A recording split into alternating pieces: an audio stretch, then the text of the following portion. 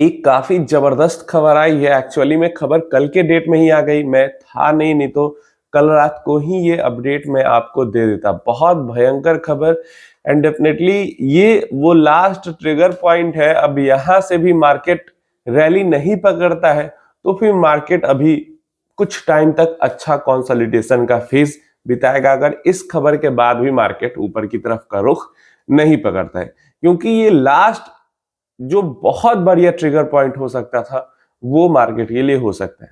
वैसे अगर देखें इस न्यूज के टाइम पे जो मार्केट्स एक्टिव थे, यूएस के मार्केट्स, यूरोप के मार्केट्स, वो सब ने इस न्यूज के ऊपर काफी तगड़ा रिएक्ट दिया है। कल के डेट में एशिया के जो मार्केट्स थे, बंद होने के बाद, एशिया मार्केट बंद होने के बाद ये न्यूज आई तो एशियन मार्केट के अंदर मिक्स्ड परफॉर्मेंस था। कुछ मार्केट 1-1.5% गिरे हुए थे, कुछ मार्केट 1-1.5% चढ़े हुए थे।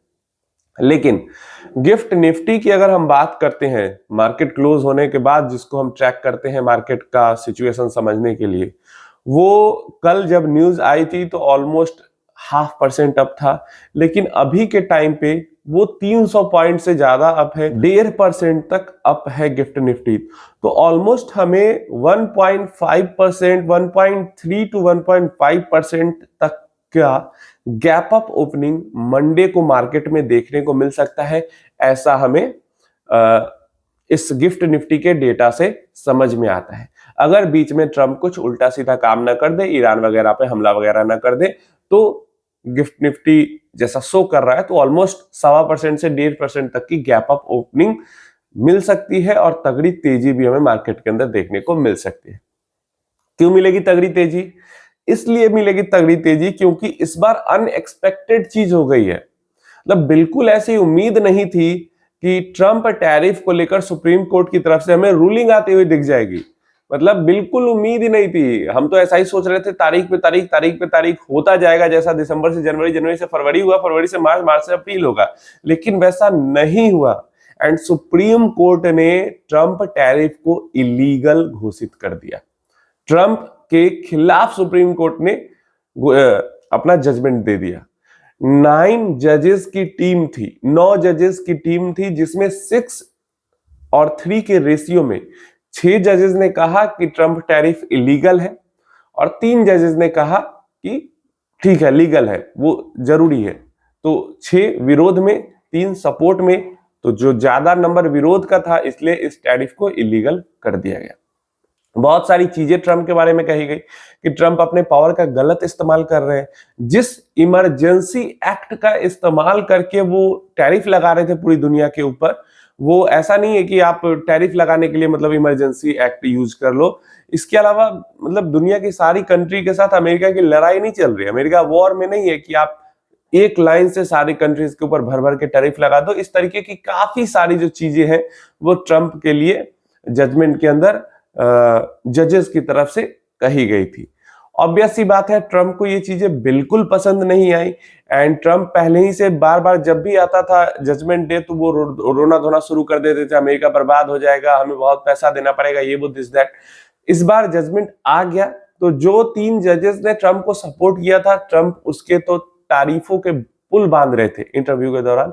लेकिन जिन जजेस ने उनका विरोध किया, जिन जजेस ने अगेंस्ट में रूलिंग दी, उसको लेकर ट्रम्प बहुत ही ज्यादा उल्टा सीधा बोल रहे थे, चीप वर्ड्स यूज करते रहे, डॉग वगैरह सब कुछ बोल दिया, बेवकूफ है, मतलब फुलिस है, मतलब सब कुछ, अनपैट्रियोटिक है, देशभक्त नहीं है, देश विरोधी है। 50 तरीके की चीजें जजेस के बारे में प्रेसिडेंट की तरफ से बोली गई। तो ये सारा मामला, ये सारा खेल चल रहा था यहाँ पे। तो जो टैरिफ है वो तो इमीडिएट बेसिस से हट जाएगा। मतलब कल तक पता नहीं था कि इमीडिएट बेसिस से हटेगा, लेकिन आज हमें पता है कि इमीडिएट बेसिस से हटेगा। क्यों, मैं बताता हूं। पहले ये समझ लो कि जो पैसा इन्होंने कलेक्ट कर लिया, लगभग $250 बिलियन, 170 टू 180 बिलियन डॉलर्स तक इन्होंने टैरिफ में कलेक्ट किए हैं। इस पैसे को लेकर अभी कोई क्लियर रूलिंग नहीं आई है कि ये जो वेल्थ है 180 बिलियन के आसपास का, इसको रिवर्स करना है, जिनसे टैरिफ लिया गया है उनको देना है बिजनेसेस को या नहीं देना है। लेकिन मुझे लगता है, जो कॉमन सेंस या फिर लॉजिक भी कहता है, कि पैसे को लेकर भी यही बात होगी कि ये पैसा आप वापस कीजिए, क्योंकि इलीगल चीज, सीधा उसको स्ट्राइक डाउन नहीं किया गया, उसको इलीगल कहा गया है। सीधा स्ट्राइक डाउन करते तो ठीक है, जो टैरिफ अभी तक लिया वो रख लिए, अब नहीं लेंगे।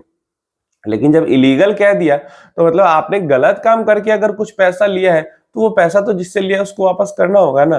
तो मुझे लगता है ऐसा कि इस पे कोई ऑफिशियल न्यूज नहीं है, खबर नहीं है, लेकिन मुझे लगता है कि इनको पैसा वापस करना होगा। जब तक मैं वीडियो बना रहा हूं तभी तक कोई ऑफिशियल खबर नहीं है, हो सकता है आ जाए आगे चल के। नेक्स्ट, नया ट्रंप टैरिफ इशू कर दिया है ट्रंप ने। न्यू एक्ट का यूज करके 10% का ग्लोबल टैरिफ सारी दुनिया की कंट्रीज पे लागू कर दिया है।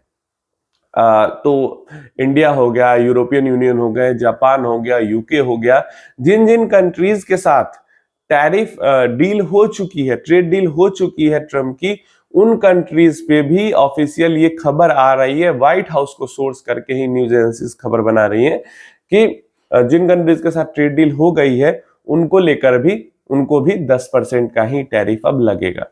जबकि पहले ट्रम्प कह रहे थे, इंटरव्यू के दौरान उन्होंने कहा कि ट्रंप ने कोर्ट ने टैरिफ को खत्म कर दिया है, कम रेसिप्रोकल टैरिफ हटा दिया, लेकिन फिर भी इंडिया के साथ जो डील हो चुकी है टैरिफ कंडीशन वही रहेगी। लेकिन आज सुबह सुबह अपडेट्स आ रही हैं कि नहीं, हर कंट्री के ऊपर जहां पे ट्रेड डील हो गई है वहां पे भी 10% का फ्लैट टैरिफ लगेगा। तो अब सारी दुनिया के कंट्रीज के ऊपर जहां भी कहीं पे 15%, 19%, 20%, 25% टैरिफ था, वहां सब जगह पे टैरिफ घट के 10% पे आ जाएगा। चाइना, मेक्सिको, कनाडा, ये सब मेजर बेनिफिशियरी होंगे जो 50 तरीके का टैरिफ अमेरिका ने लगा रखा था इन कंट्रीज के ऊपर उसके।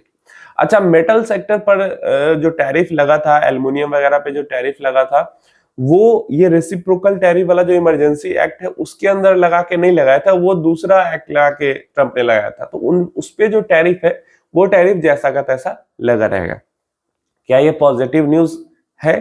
भाई सिंपल सी बात है, पहले हमारा टैरिफ 50% पर था, पेनल्टी हटी 25% पर आया, 25% से घट के ट्रेड डील हुई तो 18% पे आया, और अब क्योंकि अगेंस्ट में रूलिंग दे दी है सुप्रीम कोर्ट ने, तो अब जो टैरिफ है वो घट के 10% पे आ जाएगा। 50% पे जो टैरिफ था वो 10% पे आ गया।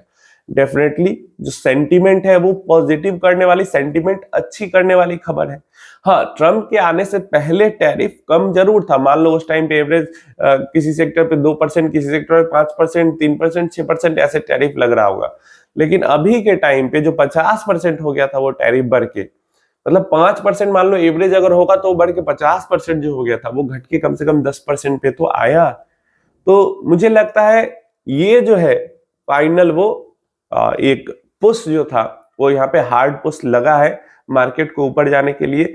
अब देखते हैं मार्केट इस पुश को, क्योंकि भाई इंडियन मार्केट का हाल आप सबको पता है, पिछले कुछ समय से हर चीज को एब्जॉर्ब कर जा रहा है।